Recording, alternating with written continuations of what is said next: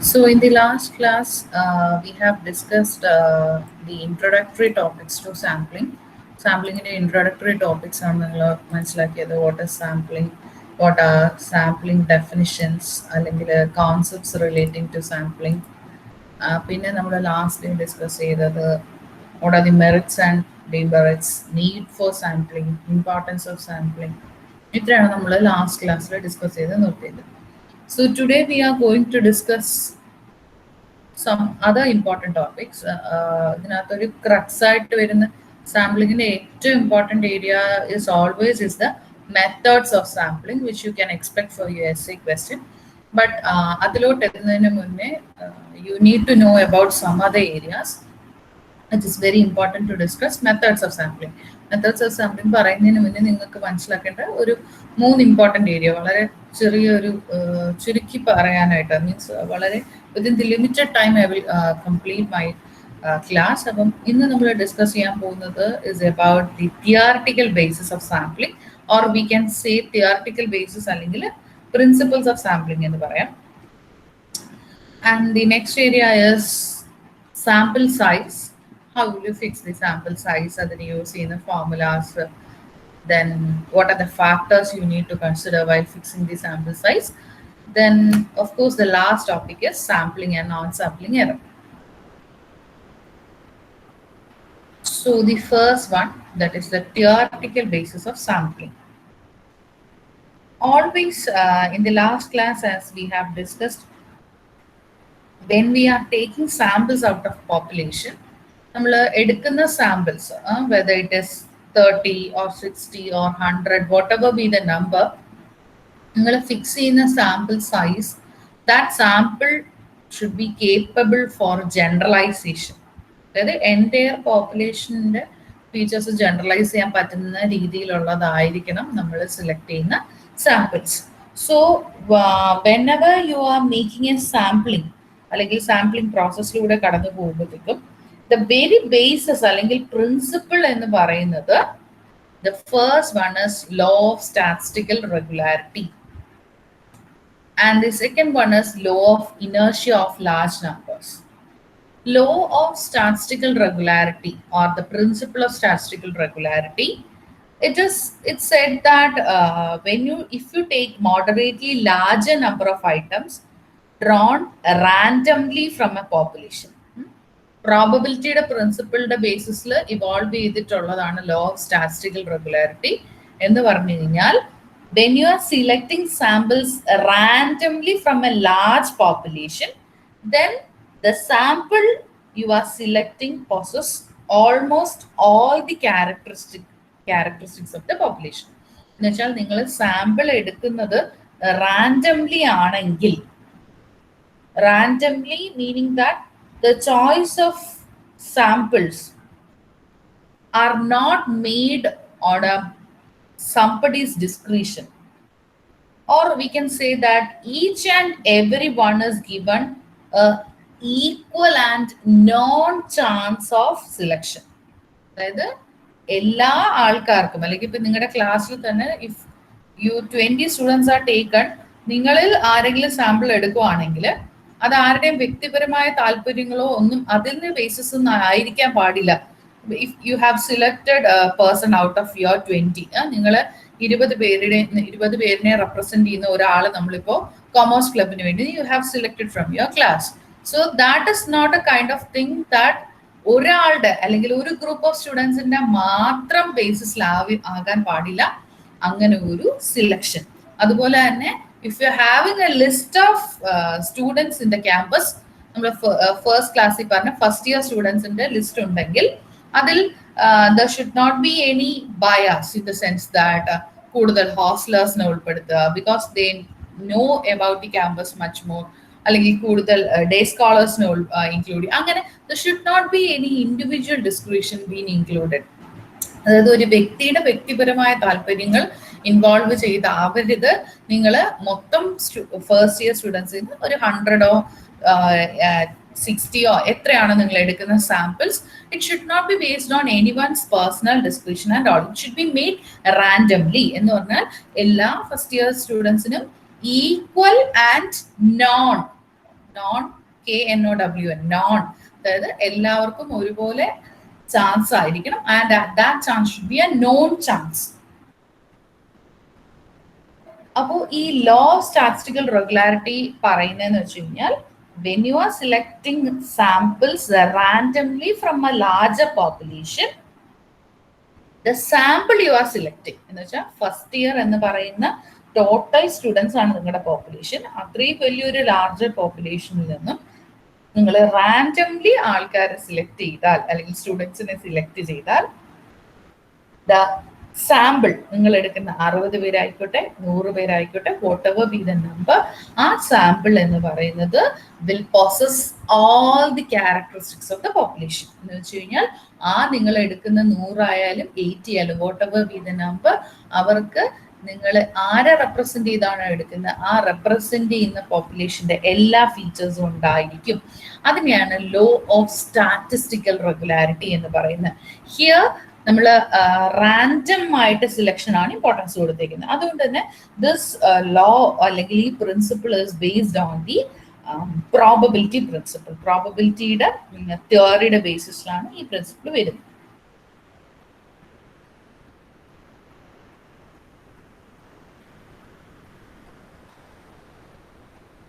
For example, ഇവിടെ ഒരു നമ്മൾ റാൻഡം ആയിട്ട് ഒരു സിലക്ഷൻ നടത്തുന്നു എന്ന് പറഞ്ഞു. When you are making a random selection, you will be able to estimate the population, estimate about the population. Estimation നമ്മൾ next chapter, your fourth chapter is about the estimation. പക്ഷെ ആ estimation എന്താണെന്ന് ഒരു ചെറിയൊരു idea കൂടെ ഇവിടെ പറയാം. Suppose ഇപ്പോൾ person outside other than your class, നിങ്ങളുടെ ക്ലാസ് അല്ലാതെ ഒരു ക്ലാസ്സിൽ അല്ലെങ്കിൽ ഒരു പുതിയ സർ വന്ന് ഡിപ്പാർട്ട്മെന്റിൽ ജോയിൻ ചെയ്തു എന്ന് വിചാരിക്കാം. And he or she, okay, of course, whoever be it, they have joined and asked you about the class, academically, how about your class performance. എന്ന് പറഞ്ഞാൽ എല്ലാവരുടെയും ഒരു സബ്ജക്റ്റിന്റെ മാർക്ക് ഇരുന്ന് ചോദിച്ചിട്ട് അക്കാഡമിക് പെർഫോമൻസ് മെഷർ ചെയ്യോ? No, they try to collect the average mark of the class. Average mark, average means it is the arithmetic mean. Arithmetic mean കുറച്ച് സ്റ്റുഡൻസിനെ, few സ്റ്റുഡൻസിനെ പിക്ക് ചെയ്തിട്ട് അവരുടെ മീൻ മാർക്സിന്റെ ബേസിസിലൊക്കെ വേണ്ടിയിട്ട് നമുക്ക് we can infer about the future, അതായത് ഇനിയുള്ള പെർഫോമൻസിനെ നമുക്ക് വേണമെങ്കിൽ ആ എടുക്കുന്ന ആവറേജിന്റെ ബേസിസിൽ എസ്റ്റിമേറ്റ് ചെയ്യാൻ പറ്റും. So that is the case of estimation. എന്ന് പറഞ്ഞു കഴിഞ്ഞാൽ നമ്മൾ സാമ്പിൾസ് ഉപയോഗിച്ച് എടുക്കുന്ന ഡേറ്റ വെച്ചിട്ട് we can make estimation about the future. So we can say that the sample is only a part of the whole population. എന്ന് പറഞ്ഞു കഴിഞ്ഞാൽ പോപ്പുലേഷന്റെ ഒരു ഭാഗമാണ് സാമ്പിൾ. നമ്മൾ ലാസ്റ്റ് ഡേ പറഞ്ഞു, there will be only very small and small difference between the sample and population. So അതുകൊണ്ട് തന്നെ if you are selecting it randomly, the sample results will be purely the representation of the population. എന്ന് പറഞ്ഞു കഴിഞ്ഞാൽ first principle എന്തിനാണ് importance കൊടുക്കുന്നത്? It give importance to random selection. അതായത് samples select ചെയ്യുമ്പോൾ random ആയിട്ട് സെലക്ട് ചെയ്യാനായിട്ട് you give focus to that. ഇനി അടുത്തത്, as the word says, law of inertia of large number. എന്ന് പറഞ്ഞു കഴിഞ്ഞാൽ ലാർജർ ദ സാമ്പിൾ സൈസ്, എത്രത്തോളം നിങ്ങൾ സ്റ്റുഡൻസിനെ കൂടുതൽ തിരഞ്ഞെടുക്കുന്നോ അത്രത്തോളം നിങ്ങൾക്ക് ബെറ്റർ റിസൾട്ട്സ് കിട്ടും. So larger the size of sample,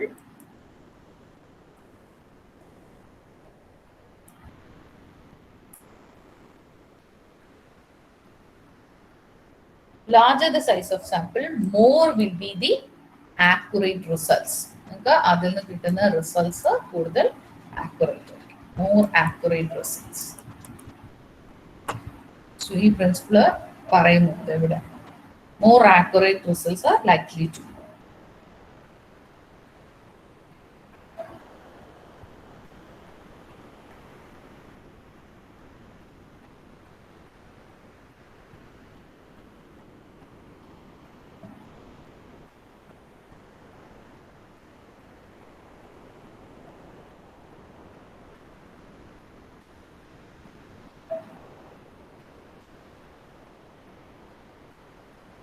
Okay, these two principles, that is the law of statistical regularity and law of inertia of large numbers, uh, are the basis for applying the sample results to the whole population. എന്ന് പറഞ്ഞാൽ നിങ്ങൾ എടുക്കുന്ന few first year students പറയുന്ന ഒപ്പീനിയന്റെ ബേസിസിൽ നമ്മൾ entire first year ക്യാമ്പസിലെ സ്റ്റുഡൻസിന്റെ opinion ആണ് എന്ന് നിങ്ങൾ അങ്ങനെ ജനറലൈസ് ചെയ്യാനായിട്ട് നിങ്ങൾ സാമ്പിൾ റിസൾട്ട്സ് ഉപയോഗിക്കുന്നത് ഈ രണ്ട് തിയറിറ്റിക്കൽ പ്രിൻസിപ്പിൾസ് അല്ലെങ്കിൽ തിയറിറ്റിക്കൽ ബേസിസിലാണ് പറയുന്നത്.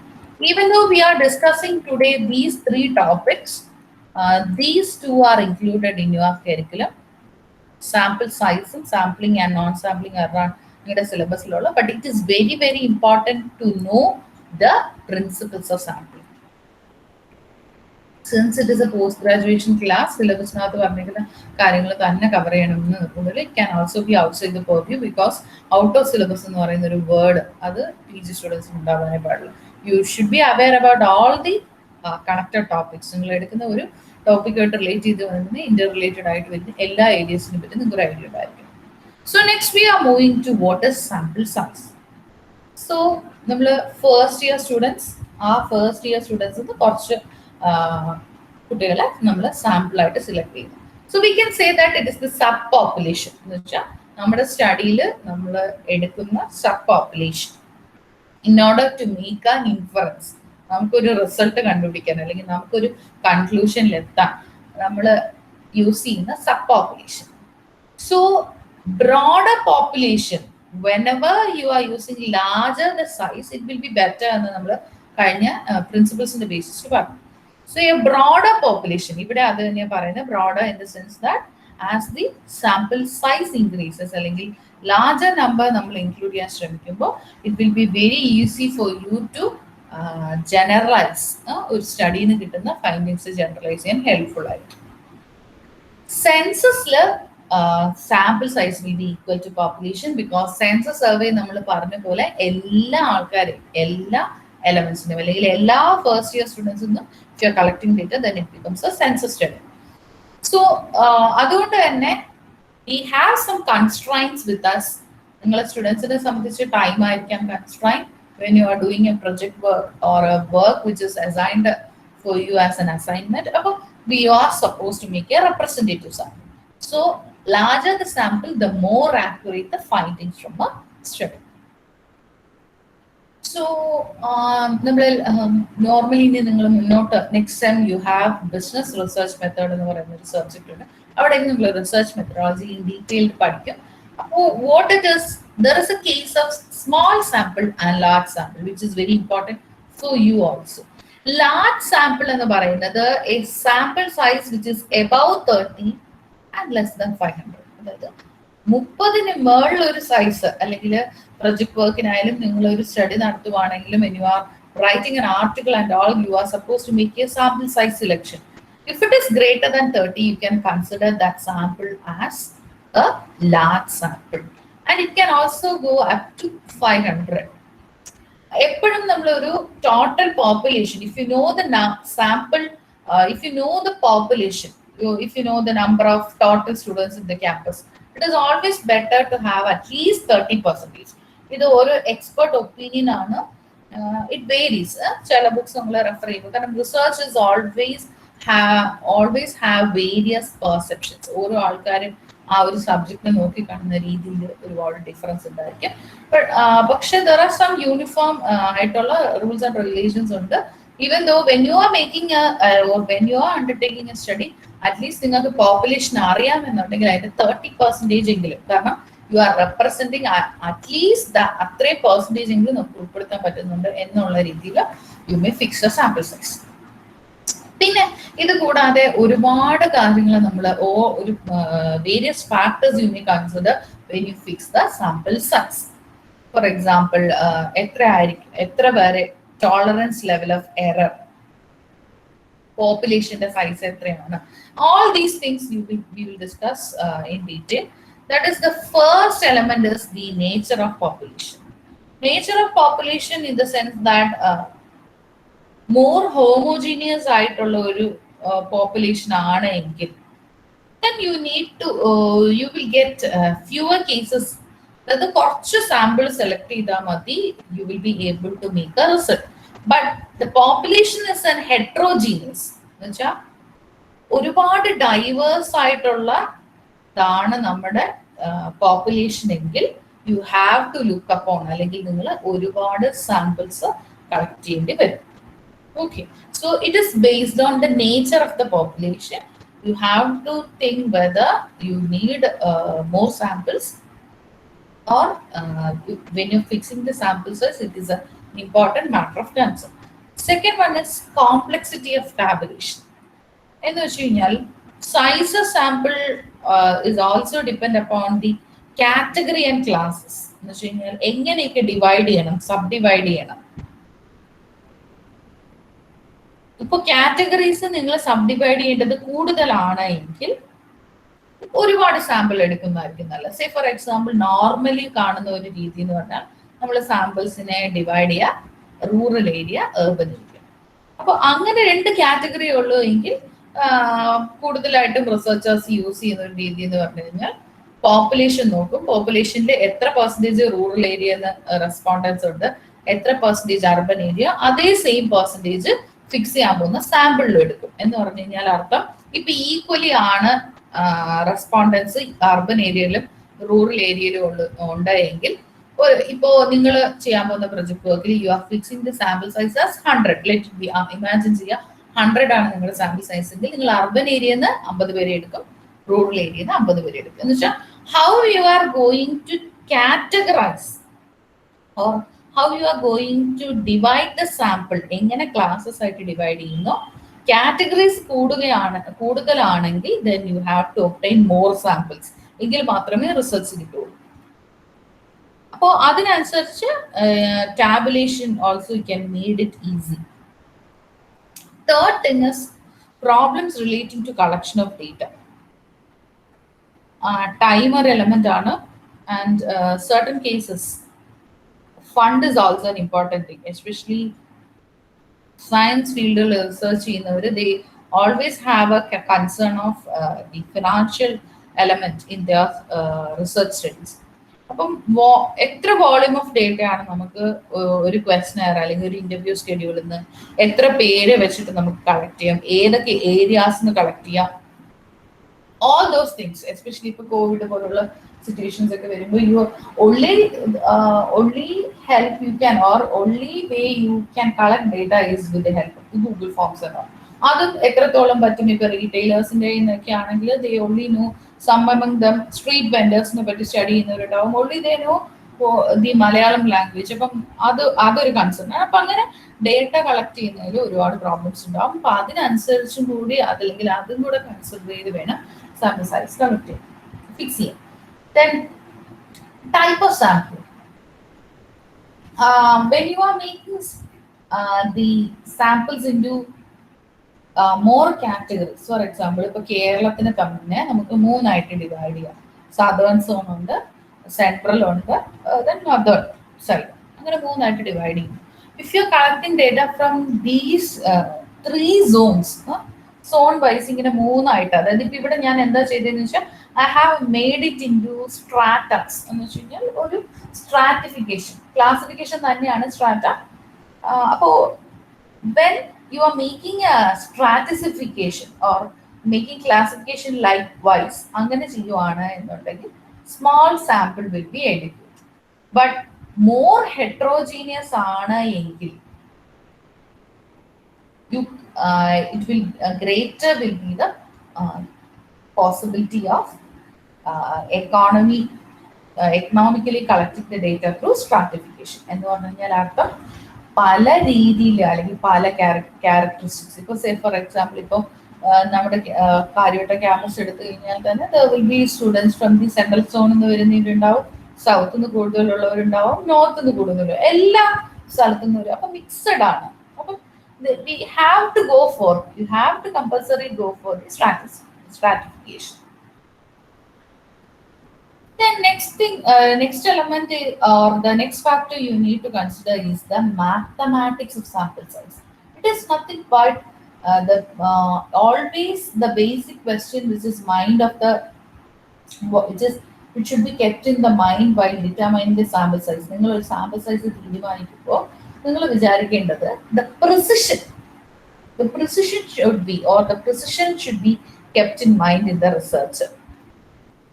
അതായത് നമുക്കിപ്പോൾ ഏതൊക്കെ മാത്തമാറ്റിക്കൽ ടൂൾസ് ആണ് നമ്മൾ ഇനി ഉപയോഗിക്കാൻ പോകുന്നത്, പെർസെൻറ്റേജസ് ആണോ, ആവറേജ് ആണോ, ഏത് ടൂൾ ഉപയോഗിച്ചാണ് നമ്മൾ ഇനി റിസൾട്ട്സ് അനലൈസ് ചെയ്യാൻ പോകുന്നത്. നിങ്ങൾ തന്നെ നിങ്ങളുടെ ഡിഗ്രി ലെവൽ പ്രോജക്റ്റിൽ ഒരു ക്വസ്റ്റനെയർ വെച്ച് 50 പേരെന്നോ 60 പേരെന്നോ ഡേറ്റ കളക്ട് ചെയ്ത് അത് കഴിഞ്ഞ ശേഷം ഇത്ര മെയിൽ ഇത്ര ഫീമെയിൽ അങ്ങനെ ടേബിൾ വൈസ് ചെയ്തിരിക്കും, പിന്നെ അതിനെ ഗ്രാഫായിട്ട് റെപ്രസെന്റ് ചെയ്ത്, അതൊക്കെ ഒരു ബേസിക് ലെവലുള്ള ഒരു അനാലിസിസ് ആണ്. But when you comes into PG level, നമ്മൾ കുറച്ചുകൂടി അഡ്വാൻസ്ഡ് ആയിട്ട് ചെയ്യും. So what kind of mathematical tool you are using on this sample data? അതായത് ഈ സാമ്പിൾ ഉപയോഗിച്ച് നിങ്ങൾ കളക്ട് ചെയ്യുന്ന ഡേറ്റയിൽ എന്ത് ടൂൾ ഉപയോഗിച്ചിട്ടാണ് നിങ്ങൾ റിസൾട്ടിനെ ജനറലൈസ് ചെയ്യാൻ പോകുന്നത്. അപ്പോൾ ദ മാത്തമാറ്റിക്കൽ ടൂൾസ് ആണ് മാത്തമാറ്റിക്സ് ഓഫ് സാമ്പിൾ സൈസ് കൊണ്ട് ഉദ്ദേശിക്കുന്നത്. Then of course the tolerance level of the error. Always you have to decide the tolerable limit of error, because അതാണ് നമ്മുടെ ആക്യുറസിയുടെ ലിമിറ്റിനെ തീരുമാനിക്കുന്നത്. ചില റിസർച്ച് ചെയ്യുന്നവർക്ക് they have a tolerance limit of 2%, 5%. അപ്പൊ എത്രത്തോളം നമുക്ക് ആക്യുറസി വേണമെന്ന് ആഗ്രഹിക്കുന്ന അത്രത്തോളം നമ്മൾ എറർ ലിമിറ്റ് കുറച്ചു കൊണ്ടുവരാൻ പോകും. So it should be noted that the error gets smaller as the sample size becomes larger. Error കുറയുന്ന എപ്പോഴാണ്? എന്താണ് ഈ എറർ എന്ന് പറയുന്നത്?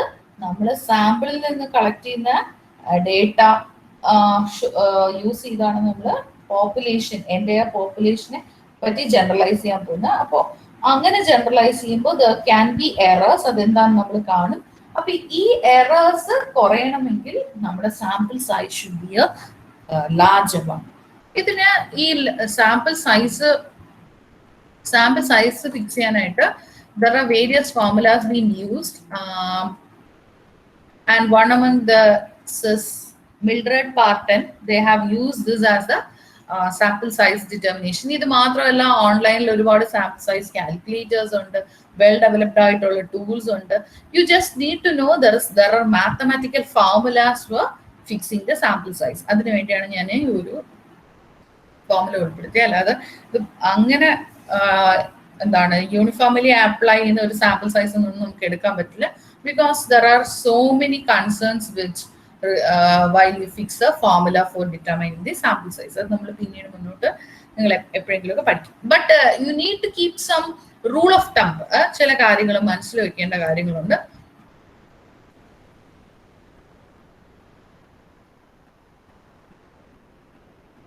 First one is minimum of sample size 30 എങ്കിലും കളക്ട് ചെയ്യുക, because that 30 is considered as the large sample. And rule number 3, population എന്ന് പറയുന്നത് 100 അല്ലെങ്കിൽ വളരെ ഫ്യൂ ആയിട്ടുള്ള 100 ബിലോ ഉള്ള ഐറ്റമേ ഉള്ളൂ എങ്കിൽ better you go for A census study. എന്ന് വെച്ചാൽ ടോട്ടൽ പോപ്പുലേഷൻ തന്നെ 100 പേരെ ഉള്ളൂ എങ്കിൽ better you go for A population study. Say for example, ഇപ്പോൾ ഗ്ലോബൽ ബിസിനസ് ഓപ്പറേഷൻ, നിങ്ങളുടെ ഈ particular MCOM it is been offered. ഇപ്പൊ നിങ്ങൾ സെക്കൻഡ് ബാച്ച്, അപ്പൊ ഒരു പേഴ്സൺ വേറൊരു യൂണിവേഴ്സിറ്റിയിൽ നിന്ന് റെപ്രസെന്റ് ചെയ്ത് നിങ്ങളെ കണ്ടിട്ട് പറയുവാണ്, they are speaking for the feedbacks about the curriculum and everything, and you are only a less than 100 number. നിങ്ങളുടെ സെക്കൻഡ് ഇയേഴ്സിനെയും നിങ്ങളെയും കൂടെ എടുത്തു കഴിഞ്ഞാൽ you are only just few in number. That is 100 പേരിൽ താഴെ മാത്രമേ ഉള്ളൂ. അപ്പൊ അവിടെ that person can go for A census study rather than going for a sample. പിന്നെ always make pilot study or pre-test at least 5% of the sample size. ഈ pilot study അല്ലെങ്കിൽ pre test എന്ന് വെച്ച് കഴിഞ്ഞാൽ, ഇപ്പോൾ സേ ഫോർ എക്സാമ്പിൾ ഇപ്പൊ നിങ്ങളുടെ ക്ലാസ്സിൽ അഖിൽ ഇപ്പോ അല്ലെങ്കിൽ ദേവനന്ദ, ഇവരിൽ ആരെങ്കിലും ഒരാള് they are going to study about the first year. ആ ഫസ്റ്റ് ഇയർ സ്റ്റുഡൻസുമായിട്ട് റിലേറ്റ് ചെയ്തുള്ള study they are going after that study. അവർ ചെയ്യുവാണ് എങ്കിൽ they consulted me and they have fixed the sample sizes 100 സ്റ്റുഡൻസിനെയാണ് അവർ ഫിക്സ് ചെയ്തത്. അപ്പോൾ ആദ്യം അവരൊരു ക്വസ്റ്റനർ കൊണ്ടുവന്നു, and I have gone through that and I have made ask them to redrafted questionnaire നോക്കിയിട്ട് ഞാൻ പറഞ്ഞു ഇന്ന മാറ്റങ്ങൾ എത്തി കൊണ്ടുവരണം എന്ന് പറഞ്ഞു. Then I have ask them to make a pilot study. എന്ന് വെച്ച് കഴിഞ്ഞാൽ അർത്ഥം ഈ 100 പേരെ ചെന്ന് കാണുമ്പോൾ ആദ്യമേ നമ്മൾ ഈ ഡെവലപ്പ് ചെയ്ത് വെച്ചിരിക്കുന്ന questionnaire we are using it as such ഈ 100 പേരിലും ഉപയോഗിക്കുകയാണെങ്കിൽ they may be chances of mistakes, ചിലപ്പോൾ അവർക്ക് മനസ്സിലാവാത്ത കേസസ് വരും. അപ്പൊ അങ്ങനെ അതിനു മുന്നേ അപ്പൊ ഞാൻ പറഞ്ഞു ഒരു റിഹേഴ്സൽ പോലെ, അങ്ങനെ വേണേൽ ഞാൻ പറയാം, കുറച്ചുകൂടി എളുപ്പത്തിൽ നിങ്ങൾക്ക് മനസ്സിലാക്കാൻ. അതായത് പ്രിപ്പയർ ചെയ്ത് വെച്ചിരിക്കുന്ന ടൂൾ, അത് ക്വസ്റ്റനർ ആയിക്കോട്ടെ അല്ലെങ്കിൽ ഇന്റർവ്യൂ ഷെഡ്യൂൾ ആയിക്കോട്ടെ, what you will do is it is always done in the case of questionnaire because questionnaire ആണല്ലോ ആര് ഫില്ല് ചെയ്ത് തരുന്നത്, ദാറ്റ് റെസ്പോണ്ടന്റ് ഫില്ല് ചെയ്യുന്നത് ക്വസ്റ്റനർ ആണ്. കൂടുതൽ നമ്മൾ പൈലറ്റ് സ്റ്റഡി ചെയ്യുന്നത് ഇൻ കേസ് ഓഫ് ക്വസ്റ്റനർ ആണ്.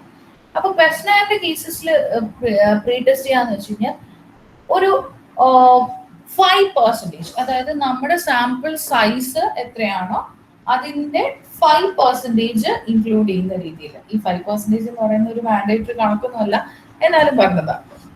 അത്രയുമെങ്കിലും അറ്റ്ലീസ്റ്റ് അത്രയെങ്കിലും ചെയ്ത് നോക്കുക. അതായത് ഒരു 5 പേര് നിങ്ങൾക്ക് അറിയാവുന്ന 5-10 പേര്, ആ 5-10 സ്റ്റുഡൻസിനോട് പറയാം നിങ്ങൾ ഈ ക്വസ്റ്റനർ ഒന്ന് ഫില്ല് ചെയ്യുക, ഇതിൽ എന്തെങ്കിലും പ്രശ്നം ഉണ്ടെങ്കിൽ ഫേസ് ചെയ്യുകയാണെങ്കിൽ നിങ്ങൾക്ക് മനസ്സിലാവാത്തതോ അങ്ങനെ എന്തെങ്കിലും കാര്യം ഉണ്ടെങ്കിൽ പറയാൻ പറയാം. അപ്പോൾ what is it is A rehearsal of data collection. അതായത് നിങ്ങൾ പ്രിപ്പയർ ചെയ്ത് വെച്ചിരിക്കുന്ന ക്വസ്റ്റനർ എന്ന് പറയുന്ന ടൂളിൽ എന്തെങ്കിലും പോരായ്മകളോ കാര്യങ്ങളോ ഉണ്ടോ എങ്കിൽ അത് നിങ്ങൾ ടെസ്റ്റ് ചെയ്യുന്നതിനാണ് നമ്മൾ പൈലറ്റ് സ്റ്റഡി അല്ലെങ്കിൽ പ്രീ ടെസ്റ്റ് എന്ന് പറയുന്നത്. അപ്പം 5 പേര് അല്ലെങ്കിൽ 10 പേര്, 10 പേര് ഞാൻ പറഞ്ഞു. അപ്പൊ കുറച്ചും കൂടെ ബെറ്റർ ആയിട്ട് നമുക്ക് അറിയാൻ പറ്റും. അപ്പൊ ഈ 10 പേരുടെ നമ്മൾ അല്ലെങ്കിൽ 5 പേരുടെ കളക്ട് ചെയ്തിരിക്കുന്ന ഡേറ്റയുടെ ബേസിസിൽ അവർ പറയുകയാണ് ഇന്ന ക്വസ്റ്റ്യൻ ഓവർലാപ്പിംഗ് ആണ്, അല്ലെങ്കിൽ മനസ്സിലാവുന്നില്ല, ഇറ്റ് ഈസ് കൺഫ്യൂസിങ്, ഓപ്ഷൻസിനകത്ത് കുറെ പ്രശ്നങ്ങളുണ്ട്, അങ്ങനെയൊക്കെ പറഞ്ഞാൽ you can make changes according to the respondents if you feel it is good for your study. നിങ്ങളുടെ സ്റ്റഡിക്ക് അവർ പറഞ്ഞ സജഷൻസ് കൂടി ഇൻകോർപ്പറേറ്റ് ചെയ്ത് ക്വസ്റ്റനർ കൊണ്ടുവന്നാൽ ബെറ്റർ ആണെങ്കിൽ യു ക്യാൻ ഇൻക്ലൂഡ് ദാറ്റ്. അതാണ് ഒരു പൈലറ്റ് സ്റ്റഡി അല്ലെങ്കിൽ പ്രീ ടെസ്റ്റ് എന്ന് പറയുന്നത്. It is always done to make the study more beneficial. നമുക്ക് അതിന്റെ എൻഡ് റിസൾട്ട്സ് ഉപയോഗിച്ച് ഇൻഫറൻസ് കൊണ്ടുവരാൻ വേണ്ടി അല്ലെങ്കിൽ ബെറ്റർ റിസൾട്ട്സ് കൊണ്ടുവരാൻ വേണ്ടി it is always suggested to conduct pre testing or to conduct a pilot study. അപ്പൊ ഇത്രയാണ് നിങ്ങൾ സാമ്പിൾ സൈസ് ചെയ്യുമ്പോഴത്തേക്കും മിനിമം ആയിട്ട് when you make a application level അല്ലെങ്കിൽ നിങ്ങൾ ഉപയോഗിക്കുമ്പോൾ ശ്രദ്ധിക്കേണ്ട കാര്യങ്ങൾ. Next we are moving on to the topic that is sampling error, sampling and non sampling error. Sampling error, ഇപ്പൊ നമ്മൾ പറഞ്ഞ ഇതുവരെയുള്ള സാമ്പിളിങ്ങിനെ പറ്റി നിങ്ങൾക്കുള്ള ഒരു idea. Errors which are basically due to sampling, അതായത് നിങ്ങൾ എടുക്കുന്ന മെത്തേഡ് അല്ലെങ്കിൽ നിങ്ങൾ ചെയ്യുന്ന ബേസിസ് എന്തിന്റെ ബേസിസിലാണ്, അല്ലെങ്കിൽ ഫിക്സ് ചെയ്യുന്ന സൈസ് സാമ്പിൾ സൈസിലുള്ള, അതായത് സാമ്പിളിങ്ങിൽ ചെയ്യുന്ന പ്രോസസ്സിൽ ഉണ്ടാവുന്നത് കാരണം അല്ലെങ്കിൽ ആ പ്രോസസ്സിലുള്ള പ്രശ്നം കാരണം കറപ്റ്റ് ചെയ്യുന്ന അല്ലെങ്കിൽ അത് കാരണം വരുന്ന എറേഴ്സിനെയാണ് we call it by the name sampling error. അത് ചിലപ്പോൾ നമ്മുടെ പോപ്പുലേഷന്റെ നേച്ചർ കൊണ്ടാവാം, നമ്മൾ ഉപയോഗിക്കുന്ന ടെക്നിക്ക് അല്ലെങ്കിൽ മെത്തേഡ് കൊണ്ടാവാം. There are various reasons for sampling error. Whereas non-sampling error, as the word says, the error which is being reported due to reasons other than sampling. കാരണം സാമ്പിളിങ്ങോട് കൂടി ഒരു സ്റ്റഡി തീരില്ല. There are other process. നമ്മളിപ്പോൾ 50 പേരെ അല്ലെങ്കിൽ 60 പേരിനെ fix ചെയ്തിട്ട് ദേവതന്തെയോ ആകിലോ ഈ 50 പേരോ 60 പേരോ what ever be the number അവരുടെ കയ്യിൽ നിന്ന് ഡേറ്റ കളക്ട് ചെയ്യുന്നു. ഈ കളക്ട് ചെയ്ത ഡേറ്റ വെറുതെ വെച്ചാൽ നമുക്ക് അതിൽ നിന്ന് എന്തെങ്കിലും മനസ്സിലാകാൻ പറ്റും? ഇല്ല. You have to analyse. That is there are stages. ഇനി മുന്നോട്ട് ചെയ്യാൻ നമുക്ക് ഒരുപാട് കാര്യങ്ങളുണ്ട്. സാമ്പിളിംഗ് അല്ലാതെ നമ്മൾ ബാക്കി ചെയ്യുന്ന പ്രോസസ്സിൽ നിന്ന് വരുന്ന എററിനെയാണ് നമ്മൾ നോൺ സാമ്പിളിംഗ് എറർ എന്ന് പറയുന്നത്.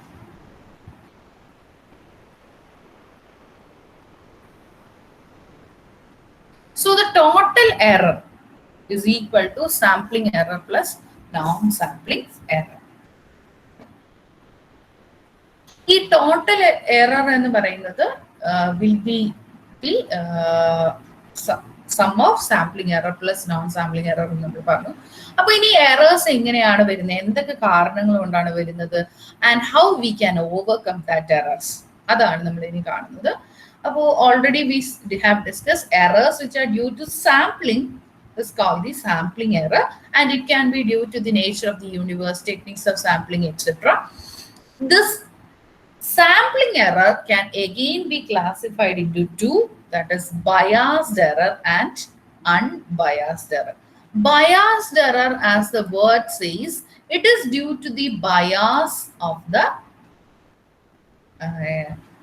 enumerator, or the person who is involved in data collection, or the person who is involved in sampling.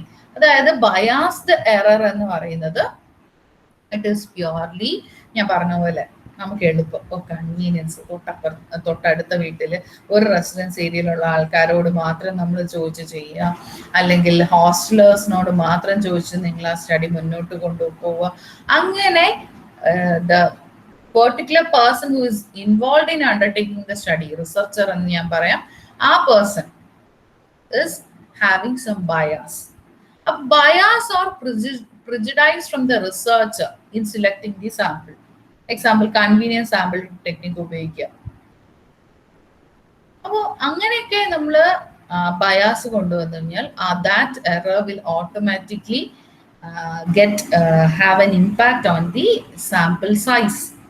കാരണം ഓരോ കമ്പോണന്റിലും ആ ബയാസിന് ഒരു ഇഫക്റ്റ് ഉണ്ടാവും.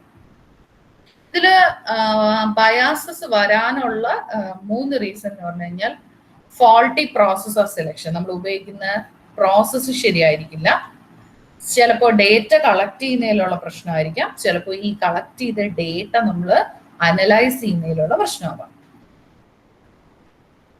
നമ്മൾ ഫസ്റ്റ് കേസ് എന്ന് പറഞ്ഞാൽ ഫോൾട്ടി പ്രോസസ് ഓഫ് സെലക്ഷൻ എന്ന് വെച്ചാൽ സാമ്പിൾ സെലക്ട് ചെയ്യുമ്പോൾ തന്നെ ഉണ്ടാകുന്ന ഫോൾസ്. അപ്പോൾ ചിലപ്പോൾ നോൺ പ്രോബബിലിറ്റി സാമ്പിളിംഗ് ടെക്നിക്ക് ഉപയോഗിക്കുന്നത്, അത് എന്താണെന്നൊക്കെ നിങ്ങൾ കാണും. എന്ന് വെച്ച് കഴിഞ്ഞാൽ there are basically 2 kinds of methods, that is probability sampling method and non probability sampling method. Probability sampling method ഉപയോഗിക്കേണ്ട സ്ഥലത്ത് പ്രോബബിലിറ്റി തന്നെ ഉപയോഗിക്കണം, നോൺ പ്രോബബിലിറ്റി സാമ്പിളിംഗ് മെത്തേഡ് ഉപയോഗിക്കുമ്പോൾ അവിടെ തന്നെ ഉപയോഗിക്കണം. ഈ രണ്ടും തമ്മിൽ മാറ്റി ഉപയോഗിച്ച് കഴിഞ്ഞാൽ it finally leads to another error. പിന്നെ നമ്മൾ റാൻഡം ആയിട്ട് എടുക്കുന്നു. ഇപ്പോൾ സേ ഫോർ എക്സാമ്പിൾ നമുക്ക് അതായത് ആ ഡേറ്റ കളക്ട് ചെയ്യുന്ന ഏജന്റ് അല്ലെങ്കിൽ റിസർച്ചർക്ക് ഒരു ബയാസ് വരാതിരിക്കാൻ വേണ്ടിയിട്ട് നമ്മൾ തീരുമാനിച്ചു ആ റെസിഡൻസ് ഏരിയയിലുള്ള every 10th house can be the randomly selected element എന്ന് വിചാരിച്ചു. എന്ന് വെച്ചാൽ ഫസ്റ്റ് ഹൗസ് എടുത്തു, പിന്നെ 10 വീട് കഴിഞ്ഞ് അടുത്ത ഹൗസ്, അങ്ങനെ പോയപ്പോൾ നോക്കി വന്നപ്പോഴത്തേക്കും ഒരു ഹൗസ്, ഇയാളോട് പോയി ചോദിക്കുന്നേക്കാൾ നല്ലത് പിന്നെ ഞാൻ ചോദിക്കാതിരിക്കുന്നതെന്ന് പറഞ്ഞിട്ട് you survive the next house എന്ന് പറഞ്ഞാൽ നമ്മൾ ഇതുവരെ ചെയ്തുകൊണ്ടിരുന്നത് ഓരോ 10 വീട്, കാരണം നമ്മൾ കളക്ട് ചെയ്യുന്ന data is about the residential ഏരിയയിലുള്ള ആ റെസിഡൻസ് അസോസിയേഷനെ കുറിച്ചുള്ള ഒരു പെർസെപ്ഷനോ അങ്ങനെ എന്തെങ്കിലും ആണെങ്കിൽ ഓരോ 10 വീട് കൂടുമ്പോൾ അല്ലെങ്കിൽ ഓരോ 5th ഹൗസ് എടുക്കുമ്പോഴത്തേക്കും we will be able to know their view എന്നുള്ള രീതിയിൽ നമ്മൾ എടുത്തു. പക്ഷെ നമ്മൾ അതിൽ ഒരു ഹൗസ് നമുക്ക് കളക്ട് ചെയ്യാൻ വയ്യാത്തതുകൊണ്ട് due to the personal reasons we have skipped and we are going to the next house എന്ന് പറയുമ്പോഴത്തേക്കും ദർ ക്രെപ്റ്റ് ആൻ എറർ. കാരണം അതുവരെ ചെയ്തുകൊണ്ടിരുന്ന പ്രോസസ്സിൽ നിന്നും നമ്മൾ വിട്ടുപോയി. പിന്നെ നോൺ റെസ്പോൺസർ എന്ന് വെച്ചാൽ ചില ആൾക്കാർ ഇപ്പം ഗൂഗിൾ ഫോമിലൂടെയാണ് നമ്മളിപ്പോൾ ഡേറ്റ കളക്ട് ചെയ്യാൻ വളരെ എളുപ്പമെന്ന് പറയുന്നത്. പക്ഷെ ആ ഗൂഗിൾ ഫോം പോലും ചിലപ്പോൾ റെസ്പോണ്ട് ചെയ്യാം, കംപ്ലീറ്റ്ലി റെസ്പോണ്ട് ചെയ്യത്തില്ല, എന്ന് വെച്ചാൽ എല്ലാ ക്വസ്റ്റ്യൻസും ആൻസർ ചെയ്യത്തില്ല. ചിലപ്പോൾ കണ്ടു കാണും, ഓക്കെ എന്ന് പറയും, പിന്നെ അത് റെസ്പോണ്ട് ചെയ്യണം എന്ന് തന്നെ ഇല്ല. Non response is also a thing. പണ്ട് കാലങ്ങളിലായിരുന്നെങ്കിൽ ഇത്രയും ടെക്നോളജിയും കാര്യങ്ങളൊക്കെ വരുന്നതിന് മുന്നേ ആണെങ്കിൽ we use to mail questions. അപ്പോൾ അവിടെ എന്തെന്ന് വെച്ച് കഴിഞ്ഞാൽ ക്വസ്റ്റ്യനർ ചിലപ്പോൾ 1000 പേർക്ക് പോകുമായിരിക്കും, ആൻഡ് വെറുതെ പറഞ്ഞത് 1000 ഒരു 100 നമ്പറിനൊക്കെ പോയിട്ടുണ്ടാവും. ആ 100 ചിലപ്പോൾ തിരിച്ചു വരുന്ന ക്വസ്റ്റ്യനർ എന്ന് പറയുന്നത് വളരെ കുറവായിരിക്കും. Then the use of technique, biased question ഉപയോഗിക്കുകയാണ്. Is it bad to drink wine? അപ്പം അവിടെ തന്നെ പറയാണ് it is bad to drink wine എന്നുള്ളത്. അല്ലെങ്കിൽ വൈൻ കുടിക്കുന്നത് ബാഡ് ആണെന്നോ, അങ്ങനത്തെ ക്വസ്റ്റ്യൻസ് ഒക്കെ നമ്മൾ യൂസ് ചെയ്യുന്നത് will affect the or it leads to biased error. പിന്നെ second is bias due to faulty collection of data. ചിലപ്പോൾ നമ്മൾ സാമ്പിളിംഗ് എററിലോ അല്ലെങ്കിൽ പോപ്പുലേഷൻ ഡിഫൈൻ ചെയ്യുമ്പോഴൊക്കെ എന്തെങ്കിലും ഒരു ഇഷ്യൂസ് വന്നാൽ it automatically affect the collection of data. Then bias due to faulty analysis, നമ്മൾ ഉപയോഗിക്കുന്ന analysis മെത്തേഡിൽ ഉണ്ടാകുന്ന ഇഷ്യൂസ്, ഇതൊക്കെയാണ് ബയാസ്ഡ് എറർ കോൺട്രിബ്യൂട്ട് ചെയ്യുന്നത്. Next is unbiased error, also called as random sampling error. That is there are chances of difference between the population members, those who have been included in the sample and those not included. എന്ന് പറഞ്ഞു കഴിഞ്ഞാൽ അർത്ഥം 1000 students ക്യാമ്പസിൽ ഉണ്ടെങ്കിൽ 100 പേരെ എടുക്കുമ്പോൾ there are 900 students who are left. നമ്മൾ വേണ്ട എന്ന് വെച്ച 900 സ്റ്റുഡൻസ് ഉണ്ടെന്നാണ് അർത്ഥം. അപ്പോൾ there will be a difference. നമ്മൾ ഉൾപ്പെടുത്തിയ 100 പേരും ആ ഉൾപ്പെടുത്താത്ത പോയവരും തമ്മിലൊരു ഡിഫറൻസ് എന്തായാലും ഉണ്ടാവും. ഇത് ഒരിക്കലും നമുക്ക് അൺഅവോയ്ഡബിൾ ആണ്, കാരണം ഓൾവേസ് ഇറ്റ് പെർസിസ്റ്റ്. കാരണം പോപ്പുലേഷനിൽ നിന്ന് സാമ്പിൾ എടുത്ത് ചെയ്യുമ്പോഴത്തേക്കും it is objectively it happens. അപ്പൊ റാൻഡംലി സെലക്ട് ചെയ്യാന്നുള്ള ഒറ്റ ഒരു കാര്യമേ ഉള്ളൂ, ഈ 100 സ്റ്റുഡൻസിനെ ഉൾപ്പെടുത്തുള്ളൂ. സോ അൺബയാസ്ഡ് എറർ കുറയ്ക്കുന്നതെന്ന് പറഞ്ഞു കഴിഞ്ഞാൽ you can increase the sample size. കൂടുതൽ സാമ്പിൾ സൈസ് ഉൾപ്പെടുത്തുക എന്നുള്ള ഒറ്റ മാർഗമേ ഉള്ളൂ. അതുകൊണ്ട് തന്നെ നമുക്ക് സാമ്പിൾ സൈസ് കൂട്ടിക്കൊണ്ട് അല്ലെങ്കിൽ by increasing the sample size you can decrease the unbiased error. അതുകൊണ്ടാണ് ഈ എററിനെ നോ കോമ്പൻസേറ്റിംഗ് എറർ എന്ന് പറഞ്ഞു കഴിഞ്ഞാൽ ഈ എറർ കുറയ്ക്കണമെങ്കിൽ ഒരൊറ്റ കാര്യം ചെയ്യാൻ പറ്റൂ, സാമ്പിൾ സൈസ് ഒന്ന് കൂട്ടുക. എന്ന് വെച്ചാൽ അപ്പോഴേ ഞാൻ പറഞ്ഞു 100 900 തമ്മിൽ എപ്പോഴും ഉഴപ്പുണ്ട്. അപ്പോൾ ഒരു കാര്യം make it 300.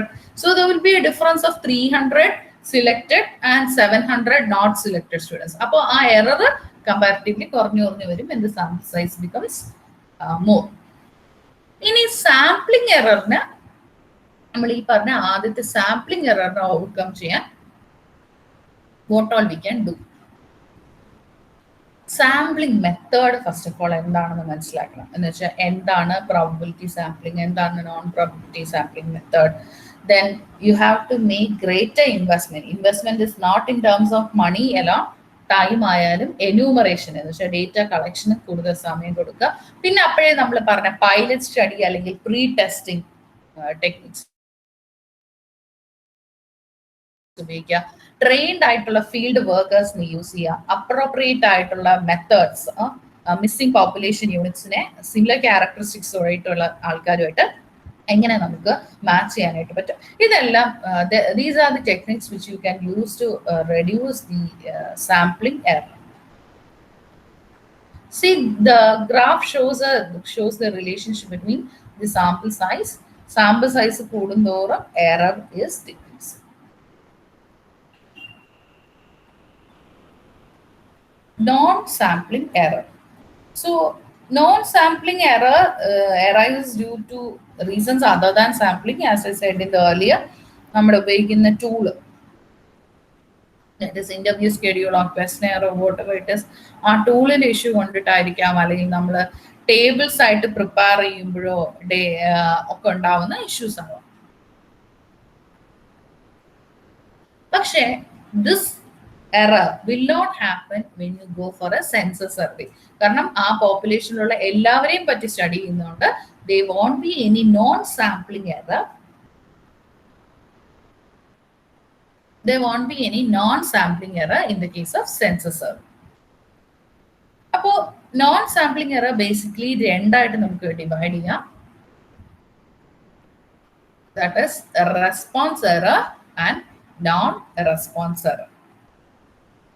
Response error in the sense that respondents, ഇപ്പോൾ ഫസ്റ്റ് ഇയർ സ്റ്റുഡൻസ് അവർ കറക്റ്റ് ആയിട്ട് ക്വസ്റ്റ്യൻസ് വായിച്ചു നോക്കാതെ ആൻസേഴ്സ് ഇൻകറക്റ്റ് ആയിട്ട് ഇൻആക്യുറേറ്റ് ആയിട്ട് റെക്കോർഡ് ചെയ്യും.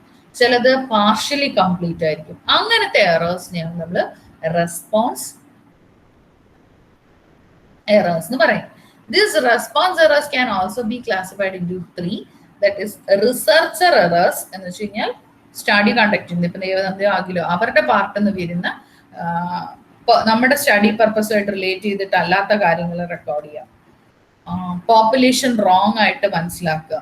സാമ്പിളിംഗ് ഫ്രെയിം, അതായത് പോപ്പുലേഷൻ്റെ ലിസ്റ്റ് ഇൻകറക്റ്റ് ആയിട്ട് എടുക്കുക. ചെയ്യുന്ന സ്റ്റാറ്റിസ്റ്റിക്കൽ പ്രൊസീജിയേഴ്സ് എന്ന് വെച്ചാൽ ഡേറ്റ കളക്ട് ചെയ്തതിന് ശേഷം ചെയ്യുന്ന പ്രോസസ്സിൽ ഉണ്ടാകുന്ന മിസ്റ്റേക്സ്, ഇതൊക്കെയാണ് ഒരു റിസർച്ചർ എറർ എന്ന് നമുക്ക് റെസ്പോൺസ് എററിൽ വരുന്ന റിസർച്ചർ എറർ എന്ന് പറയുന്നത്. പിന്നെ റെസ്പോൺസ് എററിൽ വരുന്ന രണ്ടാമത്തെ പ്രശ്നം interviewer errors. That is the error which is occurred due to the interviewer's part, അല്ലെങ്കിൽ ഇന്റർവ്യൂ സ്കെഡ്യൂളിലൂടെ കളക്ട് ചെയ്യുന്ന ഡേറ്റ. ക്വസ്റ്റ്യൻസ് ചോദിക്കും, റോങ് ആയിട്ടായിരിക്കും ചോദിക്കുന്നത്. അപ്പൊ that wrong manner ചോദിക്കുന്ന questions may introduce another errors like interpreting in a different wrong manner, faulty hearing, കേൾക്കുന്നതിൽ ഉണ്ടാവുന്ന mistakes. All this commit into fabricating answers. അപ്പൊ അതാണ് interviewer errors. ഇനി respondent, a person who is responding to the questions ചോദിക്കുന്നതിന് respond ചെയ്യുന്ന ആള് ചിലപ്പോൾ lack of knowledge കൊണ്ട് പറയാതിരിക്കുന്നതായിരിക്കാം, ചിലത് കോൺഫിഡൻഷ്യാലിറ്റി കൊണ്ട് പറയാത്തതായിരിക്കും. ഇങ്ങനെ ഒരുപാട് ഇഷ്യൂസ് കാരണം റെസ്പോണ്ടൻസിന്റെ പാർട്ടിൽ നിന്നുണ്ടാവുന്നതാണ് റെസ്പോണ്ടന്റ് എറേഴ്സ്. ഇനി നോൺ റെസ്പോൺസ് എറേഴ്സ് എന്ന് വെച്ച് കഴിഞ്ഞാൽ ചോദിക്കുന്ന എല്ലാവരും റെസ്പോണ്ട് ചെയ്യണമെന്നില്ല. For example, when I have conducted my study degree ലെവലിൽ ഇതിനെപ്പറ്റിയൊന്നും അത്ര വലിയ ഐഡിയ ഒന്നും ഇല്ലായിരുന്നു, എന്നാലും അറിഞ്ഞൂടാത്ത ഒരു കാര്യത്തിനെ പറ്റി അറിയണം എന്നുള്ളൊരു തോന്നലോടുകൂടി always see the post offices. അന്ന കാലഘട്ടത്തിൽ ഞാൻ I have completed my degree during 11-14 ആ കാലഘട്ടത്തിലാണ്. അപ്പോൾ ആ സമയത്തൊക്കെ പോസ്റ്റ് ഓഫീസൊക്കെ ഉണ്ട്, ആൾക്കാരൊന്നും അത്ര വലുതായിട്ട് ഉപയോഗിക്കുന്നില്ല. പിന്നെ എന്തിനാ ഈ ആൾക്കാർ അങ്ങോട്ടേക്ക് പോകുന്നത്? അപ്പോൾ ഇന്ത്യ പോസ്റ്റിന്റെ സൈറ്റിൽ പോയി അവർ എന്തൊക്കെ ആക്ടിവിറ്റി നോക്കുന്നു, എന്തൊക്കെ ചെയ്യുന്നു. അപ്പൊ നോക്കിയപ്പോഴത്തേക്കും ദർസ് എ ഡെപ്പോസിറ്റ് സ്കീം, അവരും ബാങ്ക് പോലെ ഫംഗ്ഷൻ ചെയ്യുന്ന ഈക്വലി. ഇപ്പോഴൊക്കെയാണ് ATM അങ്ങനെ ഒരു ബാങ്ക് ആണെന്നൊക്കെ നമുക്ക് മനസ്സിലാകും. അതൊന്നും ഇത്രയും ഔട്ട്റീച്ച് ഒന്നും പോസ്റ്റ് ഓഫീസിനില്ല അന്നേ കാലഘട്ടത്തിൽ. അപ്പോ ഐ ഹാവ് എ ആൻസൈറ്റി, എന്താണ് അവർ ചെയ്യുന്നത്, ആൾക്കാർക്ക് അതിനോട് താല്പര്യമുണ്ടോ എന്നൊക്കെ മനസ്സിലാക്കണമായിരുന്നു. So I have taken a topic similar to that. ഇപ്പം ഡെപ്പോസിറ്റേഴ്സ് പെർസെപ്ഷൻ അങ്ങനെ കണ്ടായിരുന്നു എൻ്റെ സ്റ്റഡി. സോ അവിടെ എന്ത് സംഭവിച്ചു എന്ന് വെച്ച് കഴിഞ്ഞാൽ എല്ലാം വിസിറ്റ് ചെയ്യുന്ന ആൾക്കാർ ഓൾഡ് ഏജ് ആയിട്ടുള്ള ആൾക്കാരെ, ഒരുപാട് പ്രായം കൂടിയവർ, നമ്മളെ പോലെ ടെക്നോളജിയോ കാര്യങ്ങളോ ഒന്നും അറിയില്ല. So I am actually challenged. 50 പേരെ സാമ്പിൾ സൈസ്, അന്നൊന്നും ഈ സാമ്പിൾ സൈസിനെ പറ്റി എനിക്കൊന്നും അറിവില്ലായിരുന്നു കേട്ടോ. അപ്പൊ ഗൈഡിനോട് ചോദിച്ചു, സാറ് പറഞ്ഞു, അല്ലെ ടീച്ചറായിരുന്നു, HOD ആയിരുന്നു അന്നത്തെ. അപ്പം മാം പറഞ്ഞു 50 പേരെ എടുക്കുന്നതാണ് നല്ലത്, അത്രയും മാത്രം പറഞ്ഞു. കാരണം ഡിഗ്രി ലെവലിലെ ഇത്രയും കൺഫ്യൂസ് ചെയ്യണ്ടെന്നുള്ളത് കൊണ്ട് പലരും അങ്ങനെ പറയുന്നു. ഞാൻ 50 പേരെ സെലക്ട് ചെയ്തു. ഇപ്പോഴും ഞാൻ സ്റ്റിൽ ഓർക്കുന്നു, ഞാൻ പോയ കുറേ പോസ്റ്റ് ഓഫീസും കാര്യങ്ങളൊക്കെ. അതിനകത്ത് one among the post office അവിടുത്തെ ഒരു respondent, when I asked, she is of 62 or 63 age ഉണ്ടായിരുന്നു. ഞാൻ ഇൻകം ആണ് ചോദിച്ചത് എൻ്റെ ക്വസ്റ്റ്യൻ എന്ന് വെച്ചാൽ what is her income level. എൻ്റെ first question was I hope name എന്താണെന്ന് ചോദിക്കുന്നതായിരുന്നു. പിന്നെ ഏജ് ഗ്രൂപ്പ് എനിക്ക് അറിയണം, കാരണം എങ്ങനത്തെ ഏജ് ഗ്രൂപ്പ് ആൾക്കാരാണ്. And the third or fourth question എന്ന് പറയുന്നത് ഇസ് ദി ഇൻകം, അത് മന്ത്ലി ഇൻകം ആയിരുന്നു. അപ്പോൾ ഞാൻ ഒരു ഗ്രാൻഡ് മദർ എന്നുള്ള രീതിയിലുള്ള ഒരു അപ്രോച്ചിലാണ് ചോദിച്ചത്, കാരണം എങ്കിലല്ലേ റെസ്പോൺസ് കിട്ടുള്ളൂ. അന്നൊന്നും ഇത്രയും ഗൂഗിൾ ഫോം ഒന്നും ഇല്ല കേട്ടോ. ഗൂഗിൾ ഫോം ഒന്നും ഞങ്ങൾ ആരും കണ്ടിട്ടില്ല ആ കാലം, അന്ന് വന്നിട്ടില്ല. ഈ കോവിഡ് വന്ന ഈ ഒരു സിറ്റുവേഷനിലാണ് നമ്മൾ ശരിക്കും ഭയങ്കരമായിട്ട് യൂസ് ചെയ്തത്. അപ്പോൾ വാട്ട് ഷീ ഡസ് ഇസ്, എൻ്റെ മന്ത്ലി ഇൻകം പറഞ്ഞിട്ട് തനിക്ക് എന്താ ഈ സ്റ്റഡിയിലെ പർപ്പസ്? ഞാൻ ആകെ പെട്ടുപോയി, ഒന്നും അറിയത്തുമില്ല, കയ്യിലൊരു ലെറ്റർ പോലും ഇല്ല. അവിടുത്തെ പോസ്റ്റ് ഓഫീസിലുള്ള ഒരാളുടെ പരിചയം വെച്ചിട്ട് കളക്ട് ചെയ്യാൻ പോകും. So she was not willing to reveal our income. അത് എന്ത് പർപ്പസ് തന്നെ, എന്തുകൊണ്ടാണെന്ന് എനിക്കറിയില്ല. But when I came to know, അവിടുത്തെ ഈ ഡെപ്പോസിറ്റ്സിന്റെ ഏജന്റ് ആയിരുന്നു. ഷീസ് ഇൻ മാനർ, അതായത് അങ്ങനെ പറയില്ല, അതൊരു സീക്രട്ട് ആയ ഒരാളുടെ വ്യക്തിപരമായ സ്വാതന്ത്ര്യമാണ് എന്നുള്ള രീതിയിൽ, അതായത് റെസ്പോണ്ട് ചെയ്തില്ല. അതാണ് സംഭവിച്ചത്. അതാണ് ഈ നോൺ റെസ്പോണ്ട് എറർ. പറഞ്ഞില്ല. പ്രത്യേകിച്ച് നമ്മൾ ഇങ്ങനത്തെ കുറച്ച് കാര്യങ്ങൾ പറയുമ്പോഴത്തേക്കും പല ആൾക്കാരും they will be reluctant to do so. ഇപ്പോൾ ഉള്ള ആൾക്കാർ കുറച്ചും കൂടി ലിബറൽ ആണ്, അറിഞ്ഞിട്ട് അവരിപ്പോൾ എന്തെങ്കിലും ഒരു പേർപ്പസിന് ചെയ്യട്ടെ എന്നുള്ള രീതിയിൽ. ഞാൻ ഇൻകമായിട്ടല്ല ചോദിച്ചത്, വെദർ ഇറ്റ് ഇസ് ബിലോ അല്ലെങ്കിൽ ബിലോ 50,000, എനിക്ക് ആ ഫ്രെയിം എന്ന് ഓർമ്മയില്ല, 50,000 1 lakh അങ്ങനെയൊക്കെ ഒരു ക്ലാസിഫിക്കേഷനിലാണ് ചോദിച്ചത്. But it is they are reluctant to do so. അപ്പൊ ചില സിറ്റുവേഷനിൽ respondents they won't respond to the questions in the manner that which we need, അല്ലെങ്കിൽ റിസർച്ചർക്ക് വേണ്ട രീതിയിൽ ചെയ്യില്ല. അപ്പോൾ how we can overcome these kinds of non sampling error? First one, ignore the non sampling error. ഏറ്റവും കൂടുതൽ ആൾക്കാർ ചെയ്യപ്പെടുന്നത്, എന്നാൽ പല ആൾക്കാർ, ഞാനും പല സ്റ്റഡിയൊക്കെ ചെയ്തപ്പോഴത്തേക്കും we used to make an ignorance to the non-sampling error. It is that ഒരു റൂൾ ഓഫ് തമ്പ് ഒന്നും ചെയ്തിട്ടില്ല, എത്രയാണ് റെസ്പോൺസ് എറർ ഉണ്ടായത്, എത്രയാണ് നോൺ റെസ്പോൺസ് എറർ ആയത്, അത് എത്രത്തോളം, അങ്ങനെയൊന്നും ഒരു സ്റ്റഡിയിലും ആരും മെഷർ ചെയ്ത് നോക്കുന്നില്ല. So please ignore it. അത് is one among the strategy. Second thing is, എന്തൊക്കെ നോൺ സാമ്പിളിംഗ് എറർ ഉണ്ടാവാൻ ചാൻസ് ഉണ്ട് എങ്കിൽ, if it is from the part of the researcher, അതായത് സ്റ്റഡി ചെയ്യുന്ന ആളുടെ പാർട്ടിൽ നിന്ന് ഉണ്ടാവുന്ന ഇഷ്യൂസ് ആണെങ്കിൽ ട്രൈ ടു ഓവർകം ദാറ്റ്. ഇപ്പം നമ്മൾ പോപ്പുലേഷൻ കണ്ടെത്തുമ്പോൾ ഉണ്ടാകുന്ന പ്രശ്നം,